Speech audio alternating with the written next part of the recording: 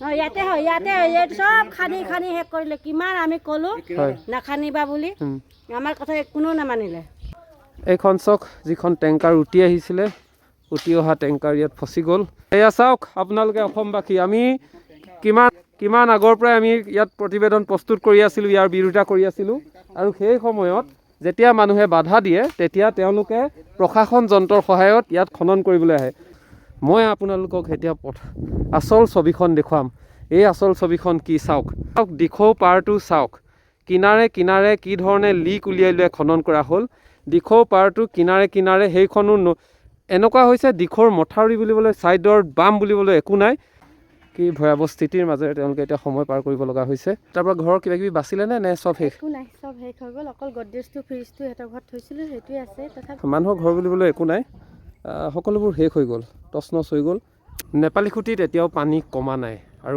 আমি বৰ্তমান নেপালী খুঁটিত আছোঁ ইয়াৰ যিটো ভয়াৱহ পৰিস্থিতি এইটো দেখা মোৰ বেক চাইডে এইখিনি দেখিছে দিখৌৰ নৈত উটি অহা যিমানখিনি বাঁহ আছে এই বাঁহখিনি ইয়াত আছে এই আগলৈ এইখিনি দেখিছে আৰু মই এতিয়া আপোনালোকক দেখুৱাম যে নেপালী খুঁটিৰ বৰ্তমান স্থিতি কি হয় এতিয়া চাওক এতিয়া পানী ইয়াত কিমানলৈকে আছে এইখিনি পানী ইয়াতেই জমা হৈ আছে আৰু সম্পূৰ্ণৰূপে নেপালী খুঁটি তছনছ হৈ গ'ল মই যদি জুম কৰি দেখুৱাওঁ দিখৌৰ নৈত উটি অহা ঘৰ বাৰী ভাঙি নিয়া এইবোৰ বাঁহ নেপালী খুঁটিত এই ধৰণে কিমান বেছি স্পীডত আনি এইবোৰ ইয়াত চব চপাই পেলালে এয়া বৰ্তমান সময়ত নেপালী খুঁটিৰ পৰিৱেশ আৰু ইয়াত একাঠু পানী হৈ আছে আপোনালোকে দেখিছেই একাঠু পানীৰ মাজেৰে বৰ্তমান সময়ত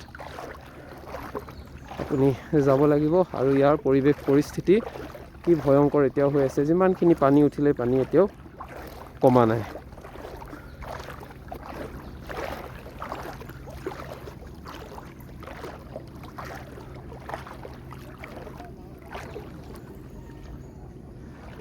একাঠু পানী এতিয়াও আৰু এটা কথা ক'ব লাগিব দিনৰ 11 বজাত ইয়াত পানী হৈছিলে 11 বজাত সেই দিনটোত পানী উঠিছিলে ভৰপক পানী সকলোবোৰ তছনছ কৰি লৈ গৈছিলে কিন্তু ইয়াৰ প্ৰভাৱটো নাজিৰা নগৰত বা নাজিৰা টাউনলৈ ইয়াৰ প্ৰভাৱটো সন্ধিয়া সময় ৰাতিহে হৈছিলে আৰু দিনৰ 11 বজাৰ পৰাই কিন্তু ইয়াৰ মানুহখিনিয়ে ছাৰ্ভাইভ কৰি আছিলে সেই সময়ত প্ৰশাসনে একো ইয়াত গমেই নাপায় বা তাৰ পাছদিনালৈকে প্ৰশাসনে কোনো ব্যৱস্থা গ্ৰহণ কৰিব পৰা নাছিল আৰু এতিয়া যদি কওঁ এইখিনি চাওক কি ধৰণে বাঁহ চপাই কি ধৰণে নৈত অহা গছ গছনি বাঁহ উটুৱাই আনি ইয়াত চাৰখাৰ কৰি ইয়াত সকলোবোৰ লৈ আহিলে আপোনালোকে দেখিয়ে আচলতে আচৰিত হ'ব আৰু প্ৰথম অৱস্থাতে আটাইতকৈ বেছি জুৰুলা হৈ পৰা গাঁওখনেই হৈছে এইখন নেপালী খুঁটি গাঁও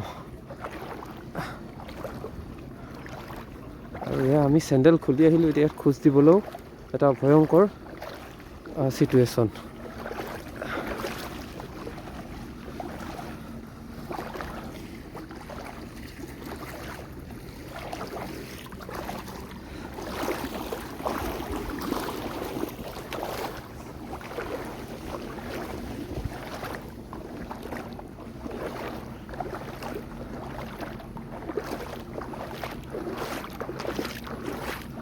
আপোনালোকৰ একাদিক্ৰমে দেখাই যাম ইয়াৰ চিটুৱেশ্যনটো আচলতে নেপালী খুঁটি কি ধৰণে এফালৰ পৰা তছনছ হৈ গ'ল ইয়াত ঘৰ বুলিবলৈ খুব কম কেইটামান ঘৰ আছে বাকীবোৰ ঘৰ সম্পূৰ্ণৰূপে শেষ হৈ গৈছে আৰু ইয়াৰ মানুহবোৰ চব পথৰ কাষত গৈ তেওঁলোকে আশ্ৰয় লৈ আছে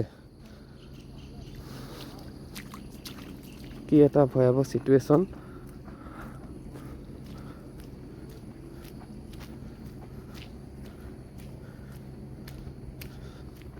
আৰু এতিয়া ইয়াত দুৰ্গন্ধ সাংঘাতিক দুৰ্গন্ধ এই দুৰ্গন্ধত ইয়াত বেমাৰ আজাৰ হোৱাৰ সম্ভাৱনা নুই কৰিব নোৱাৰি আৰু এইবোৰ ঘৰ সাংঘাতিক ৰূপে ইয়াত দুৰ্গন্ধ মাৰিছে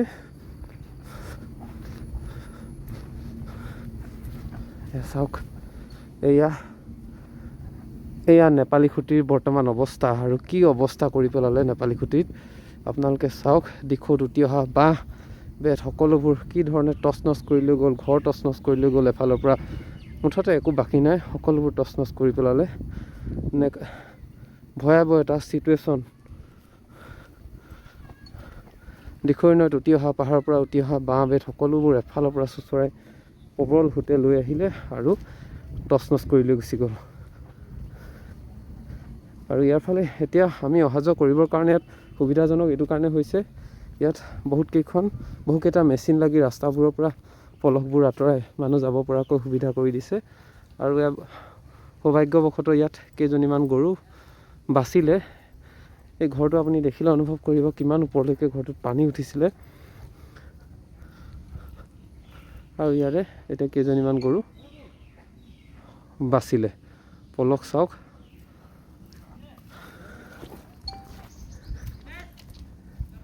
এই স্থিতি চাওক, এয়া কি ভয়াৱহ স্থিতি হৈ আছে বৰ্তমান নেপালী খুঁটিৰ।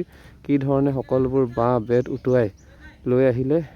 এইবোৰ এনে লাগিছে পাহাৰৰ দিশৰ পানীত উটি অহা, এইবোৰ পাহাৰৰ পৰা উটি অহা গছ গছনি সকলোবোৰ আছিলে, যিবোৰে একেবাৰে নেপালী খুঁটি তছনছ কৰি পঠিয়ালে।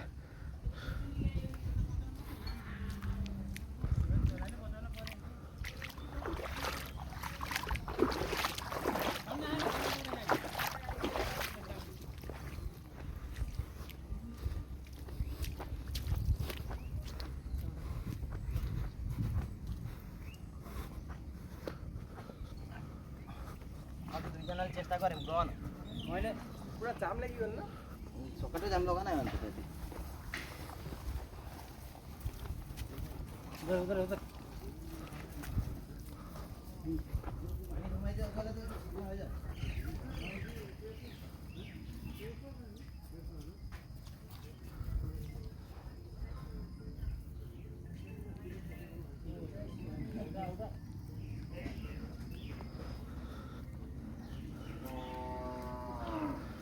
ঘৰ বুলিবলৈ একো নাই, বিচনা হওক, মুঠতে ঘৰ বুলিবলৈ একোৱেই নাই। কেওফালৰ পৰা সকলোবোৰ শেষ,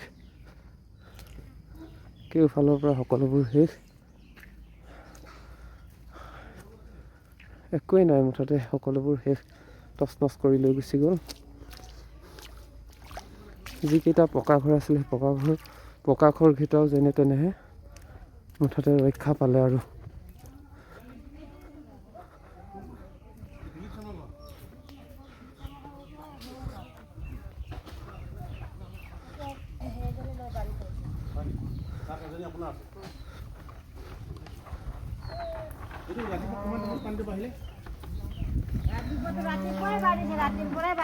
কিমান 11টামান বজাত ইয়াত আপোনালোকৰ ঘৰৰ ভিতৰত কেতিয়া সোমাইছিলে? কিমান সময়ত সোমাইছিলে পানীটো? এটা বজাৰ লগে লগে সোমাই গ'ল। 12টা বজাত আপোনালোক ক'ত গুচি গ'ল? আপোনালোক পানী অহাৰ লগে লগে নে ইয়াতে ঘৰত বহিছো? তাতে বহিছে।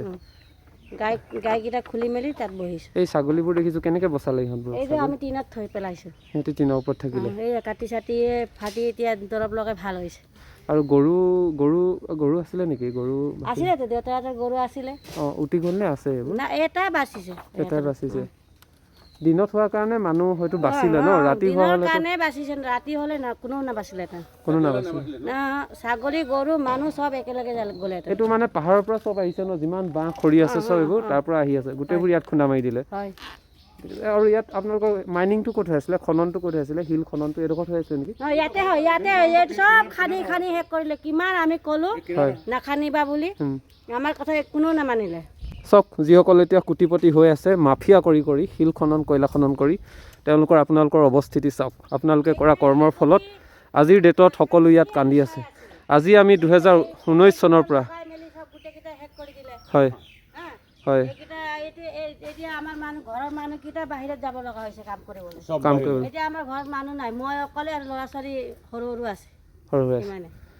আমি 2019 চনৰ পৰা ইয়াৰ বিৰুদ্ধে মাত মাতি আহিছোঁ। এয়া চাওক, তাৰ ভয়াৱহ পৰিস্থিতি আজি সকলোৱে ভুগিছে। কেনেকুৱা এটা পৰ্যায়, আপোনালোকে নিজৰ স্বাৰ্থৰ লোভত যিধৰণে খান্দি শেষ কৰিলে। হয়, ইয়াৰ মথাউৰি বুলিবলৈ একো নাই, চব খান্দি পেলালে।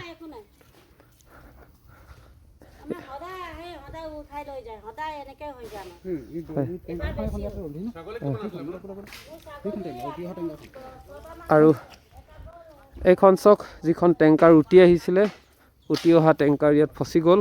কি ধৰণে উটুৱাই আনিছিলে দিখৌৰ বানে। আৰু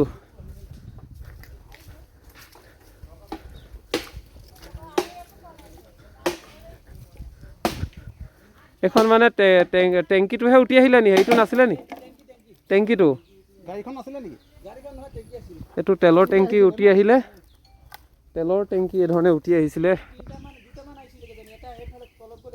এইটো তেল আছে নেকি বাৰু? গোন্ধাই আছে গোটেইটো। পুৰা বাঁহটো আহি ইয়াত গোটেইবোৰ ইয়াত খুন্দা মাৰি দিলেহি ন?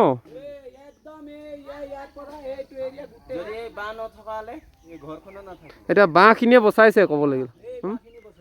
এই খননটো ইয়াতে হৈ থাকে, শিল খননটো। শিল খননটোৰ কাৰণে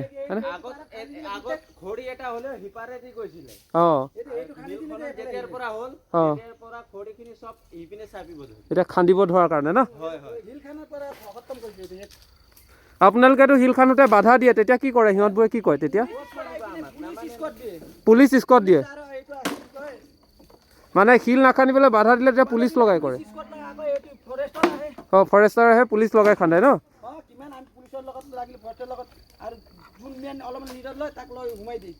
সোমাই দিয়ে। এয়া চাওক আপোনালোকে অসমবাসী, আমি কিমান আগৰ পৰাই আমি ইয়াত প্ৰতিবেদন প্ৰস্তুত কৰি আছিলোঁ, ইয়াৰ বিৰোধিতা কৰি আছিলোঁ। আৰু সেই সময়ত যেতিয়া মানুহে বাধা দিয়ে তেতিয়া তেওঁলোকে প্ৰশাসন যন্ত্ৰৰ সহায়ত ইয়াত খনন কৰিবলৈ আহে। আৰু এই খনন কৰাৰ ফলত আজি চাওক সমগ্ৰ নাজিৰা ধ্বংস হৈ গ'ল, সকলোবোৰ তছনছ হৈ গ'ল, সকলোৰে সপোনৰ ঘৰখন শেষ হৈ গ'ল। আৰু তেনেস্থলত এতিয়া প্ৰশাসনে কি ব্যৱস্থা গ্ৰহণ কৰিব, চৰকাৰে কি ব্যৱস্থা গ্ৰহণ কৰিব?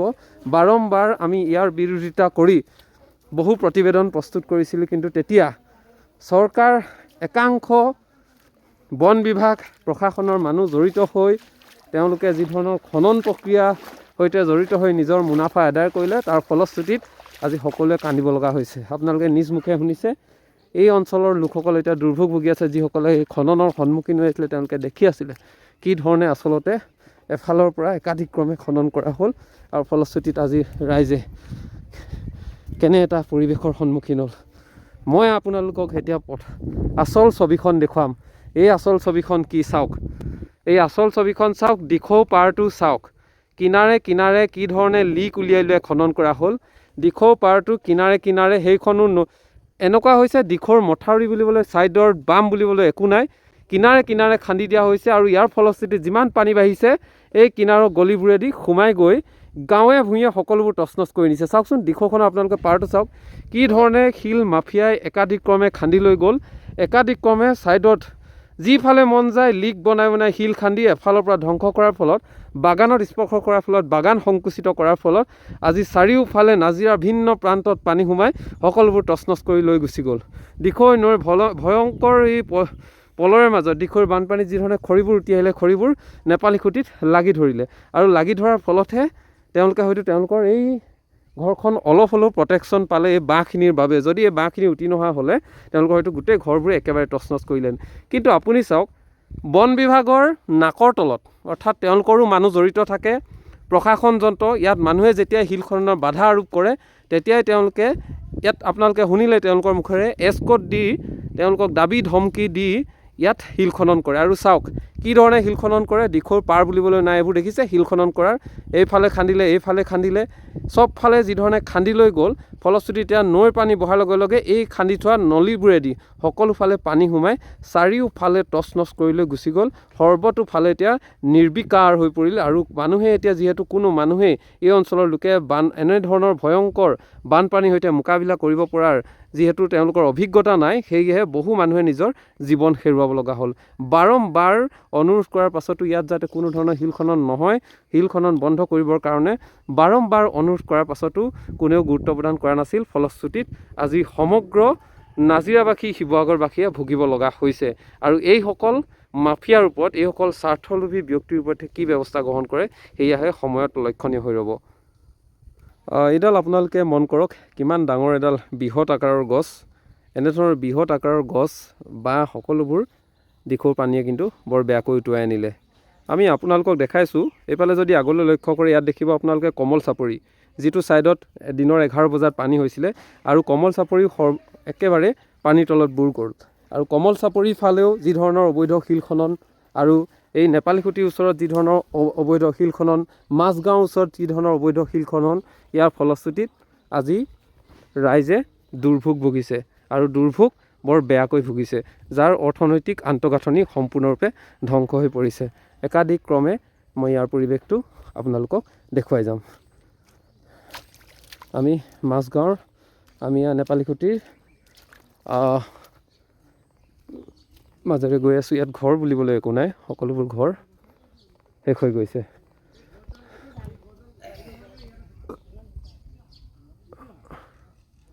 ঘৰ বুলিবলৈ একো নাই, সকলোবোৰ শেষ হৈ গৈছে। যিমানখিনি ইয়াত ঘৰ আছিলে সকলোবোৰ শেষ হৈ গৈছে। অঁ, আপোনাৰ ঘৰটো কোনডোখৰত আছিলে? এইটো গোটেইটো আপুনি আপুনি ক'ত আছিলে সেইটো সময়ত পানী হওঁতে? মই ঘৰতে আছিলোঁ, নাওটো ওলাই গ'ল। ক'ত থাকিলেগৈ তাৰপাছত? বিহুবাৰত থাকিলে। আৰু ঘৰত কোন কোন আছিলে? আছে বোৱাৰী ল'ৰা আছে। চব সেনেকৈ নাৱত গুচি গ'লনে? জীৱ জন্তু কিবা এঠানি ছাগলীকেইটা পানী কেইটামান বজাত হৈছিলে দিনত? প্ৰায় 11মান বজাত পূৰা পানী আহি গ'ল। ইয়াতো খৰিও আহি গ'ল ন? মৰি গ'ল। ইয়াত শিল খননটো কোনডোখৰত হৈ থাকে? এইডোখৰত এই শিলটো নৈটো খান্দি থাকে যে, শিলটো পূৰা উঠে পূৰা খান্দি থাকে ন? সেইফালেও খানে। আপোনালোকেতো বাধা দিয়ে, তেতিয়া কি কৰে? নেখান্দিবলৈতো বহুত মানুহে ইয়াত কয়, তেতিয়া নেমানে ন? হা ঠিক আছে বাৰু, অ'কে। এয়া বৰ্তমান সময়ত ছিটুৱেশ্যনটো চাওক। প্ৰতিজন মানুহে ক'ব যে তেওঁলোকক কোৱাৰ পাছতো নামানে। কি এটা ভয়াৱহ স্থিতি, আৰু এই স্থিতিক মই আপোনালোক সকলোৱে নিজে অনুভৱ কৰিব পাৰিছে যে কি ভয়াৱহ স্থিতিৰ মাজেৰে তেওঁলোকে এতিয়া সময় পাৰ কৰিব লগা হৈছে। ইয়াত ঘৰ বুলিবলৈ একো নাইকিয়া হৈ গ'ল। বাইদেউ, এইটো আপোনালোকৰ ঘৰ নেকি? ঘৰটো এইটো নে এইটো আছিলে? এইটো আপোনালোকৰ ঘৰ আছিলে?